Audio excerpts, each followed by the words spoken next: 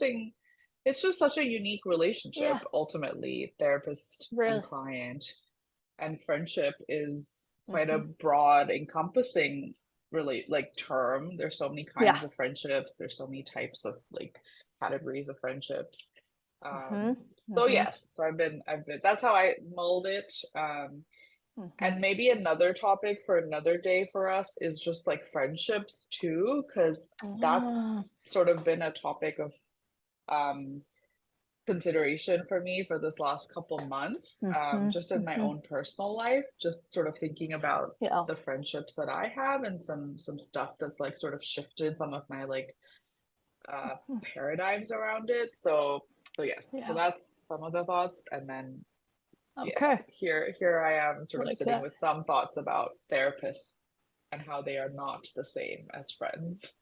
Yes, yes. I think a lot about how, we've kind of touched on briefly how friends, you generally have a relationship with them.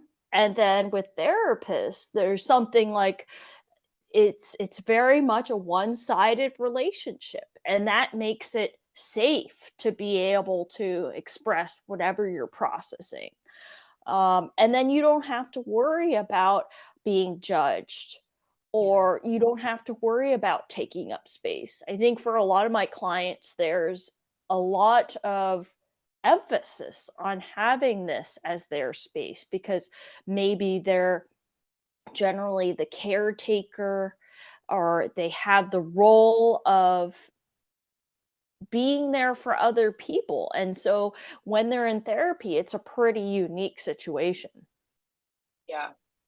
Totally. I think also something I notice with my clients, especially the ones who are seeing themselves as like the person who is a good friend or a good listener or a good caregiver in terms of like emotionally supporting other people, I notice that they sometimes struggle with not doing that to me. So there's like an awareness of the imbalance, right? There's a discomfort perhaps that okay, this is entirely for me and I'm the only one, getting space and support. And so I've had a couple situations where people will really want to sort of ask how I'm doing or stay longer with questions. Like I'm happy to share surface level things or sort of do the like how are you thing in a Mhm. brief way, but then the focus is on the client. Yeah. And so I do notice that like that's something some people struggle with. Like it's Yeah. unusual, it's rare to have that kind of imbalanced space where it's zero obligation on the client to do that. It's just that they're used to doing it. um, Mhm. and then one way that I think about it and sometimes talk about it with clients is that they're taking care of me by paying me. Like they're taking care of me financially, right? Like this is how I live and support myself. That Mhm. is the sort of transactional piece that can also sometimes feel uncomfortable for people, but that's Yeah. just the reality of how this works is they're supporting me, they're financially taking care of me in order for this space to exist for me to take care of them, Mhm. entirely, fully, wholly, with no need for it to be reciprocal. Mhm. Mhm.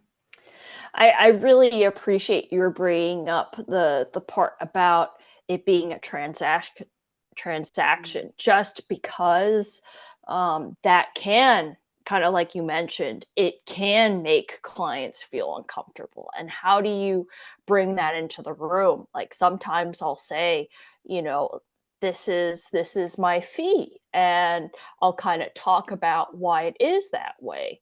And exactly like you said, uh, there isn't this need to reciprocate, and there, as a result, you get this objectivity. You get Mhm. this space that doesn't have any kind of bias or judgment, and that makes it very unique. And Mhm. when I think about it compared to friends, there aren't any ties, social Mhm. ties or anything like that. Yes. And then on top of it, of course, there's like the training and education behind that, where, 3,000 hours of training to get comfortable with clients Yeah. and to be able to help them through this process. Yeah. Yeah, totally. I think that there can be friends that are good listeners. There are friends that have more sort of empathetic or sort of active listening skills. But absolutely, there's like training and, the to be in a professional seat with the training that we've had is not just to do that, but to think really broadly, conceptually, differently than a friend or any sort of personal relationship can do, with the objectivity, with the sort of step away, with the separation, and also just yeah, with a lot of learning and a lot of continuing learning of sort of understanding how people operate and sort of all the psychological, theories and stuff that we do learn. So I think yeah, absolutely. There's a professional training and qualifications that goes into what separates a therapist from a friend. Um, and I think that yeah, the transactional piece, the idea that it sets the rules, it sets the expectations, it makes things a little more clear and a little more separate. So I think that sometimes people will joke or sort of snarkily say like, "Oh, you're like a friend that you're paying someone to be, like a therapist is like a friend that's being paid." I think that's the part that we're really sort of poking at here, where the the the service and the professional relationship is what separates those relationships. The therapist isn't a friend. This is a very specific, unique professional relationship. And sometimes because it's an emotional and vulnerable space, it's hard to sort of treat it in the same way as you might like a dermatologist or you might someone else. Mhm, But it is a clear, separate professional relationship ultimately. mhm, mhm. Yeah. I really appreciate how you've brought up the piece about clients maybe poking fun. Like I've sometimes heard, "Oh, well, you have to listen to me because I pay Mm, you." yeah. And so sometimes the time means let's explore that. What does that mean that you're kind of forcing me to listen to you? Are there other spaces where you feel like you can't be listened to? Mm, And what are the expectations because you're paying this person? mm, Um, Sometimes I think about depending on the place where you're providing services, it can be from anywhere from $100 to $300 per session. And that really has to do with standard of living. It has to do with what's standard for that zip code. mhm. Um, and it also, like you mentioned, it's about giving the therapist an ability to feed themselves, put a roof over their heads, provide for children, pets, Yeah. anybody, Yeah. friends, family members. Yeah. Um, it also makes me think about how sometimes, like psychologically, I've had to remind myself it's kind of like a plumber. We're Mhm. doing something someone else is not able or willing to do. And so they're going to charge a lot of money to do that. Mhm. It's not pleasant, but there is a certain amount of expertise that goes Mhm. into it. I love that. I love that analogy, the plumber. We can we're the plumbers of people's mental emotional spaces. That's a really great one. I love that. Yeah, because we charge I mean, electricians and plumbers, they Yes. charge a lot of money, Yes, and yes. sometimes they're not willing to do a certain job Yes, for sure. because, "Oh, it's too small of a job." And For sure. similar to us, we're not gonna see you for 2 to 3 sessions because that's not therapy. Yeah, for sure. It's a little sprinkling of like a Band-Aid and it's not as effective or helpful for anybody. But Yeah. I also like the sort of this idea that yeah, other people aren't willing or able to, where that I think that yeah, like the sort of default assumption or association I have with a plumber is like doing things that are unpleasant, like doing work that's like not as comfortable or not as appealing for the layperson to do. Mm-hmm. I Mm-hmm. think that's just an interesting thing to think about with our work. Like so much of the time, I feel gratified, I feel satisfied, I feel like I feel a lot of joy from helping or from being part of somebody's journey. But a Sure. lot of the time, it's also hard. It's hard. Yeah. It's hard work. It's like Yeah. heavy or difficult, or there's crises, or there's things that have been challenging over the years in different settings and different situations. And Mm-hmm. not everybody has the capacity or skill set or desire to do that work. Mm-hmm. And we also might choose to sort of shift and sort of hone in on what we want to work on and where our expertise is and what we want to sort of focus on. But that sort of, yeah, it just kind of continues to fit in this like plumber analogy to me that it's, yeah, I think plumbers get a lot of satisfaction from their work too. And it's not always fun. It's not always like Yeah. a nice day of work. Yeah. Yeah. Yeah.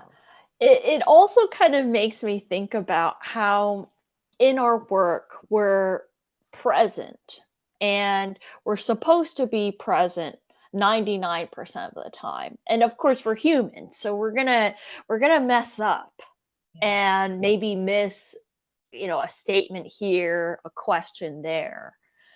But in general, be there to soak up whatever it is that the client's bringing, whether it's stuff said aloud or maybe it's unspoken things that the therapist is picking up. yeah, I think I think about I remember there's this one time when I was training and I had a I was working at the middle school and there was a kid who I had this gut feeling. I was like, something isn't right here. What he brings into the room, like there's something really heavy he's carrying.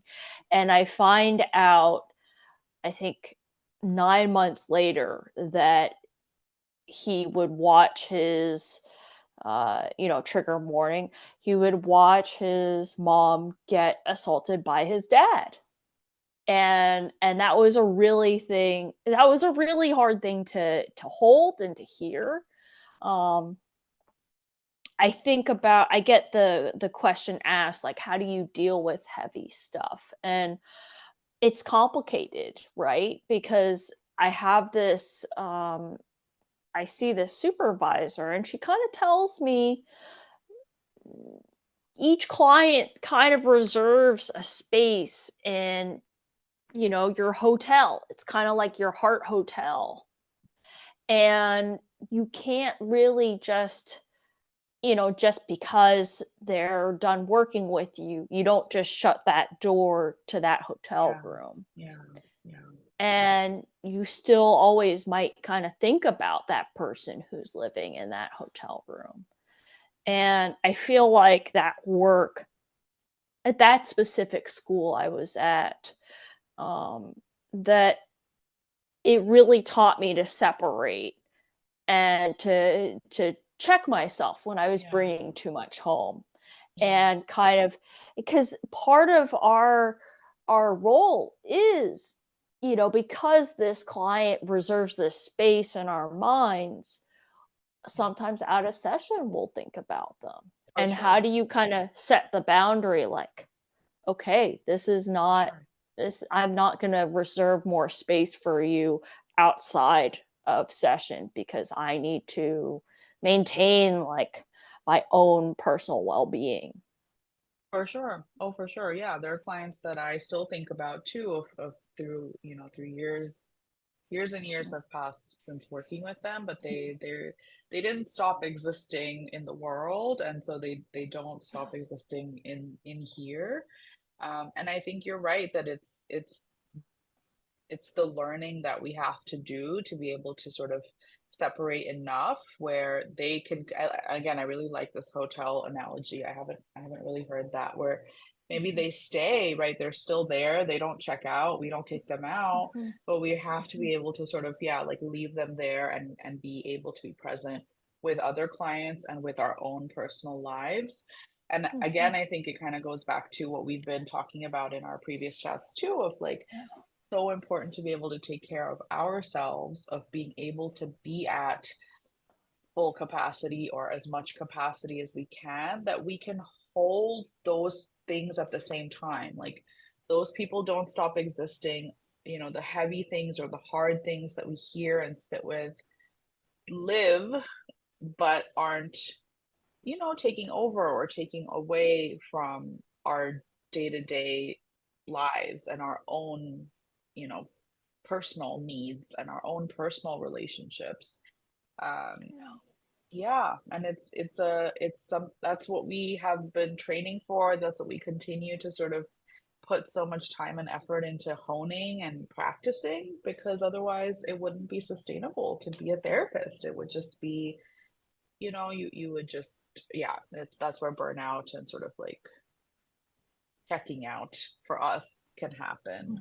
Mhm, mhm. Yeah, yeah, yeah, Yeah. It also kind of makes me think about how we can kind of draw upon our reactions as a way to connect with the client. So I'm thinking about times when I'll get really triggered in session and I have to think about, okay, what is this? Is this something that the client is directing at me? Or is this something that some of my stuff that I have to unpack with my own therapist and or journal about? yeah, And then come back with a freer mind so that I can really kind of be there and not be triggered. yeah, Or yes, if I'm triggered, then I can put that to the side and say, hey, that's Margaret's stuff, yeah, or that's yeah, some stuff that I'm going to look at later. This yeah, is this person in front of me. yeah.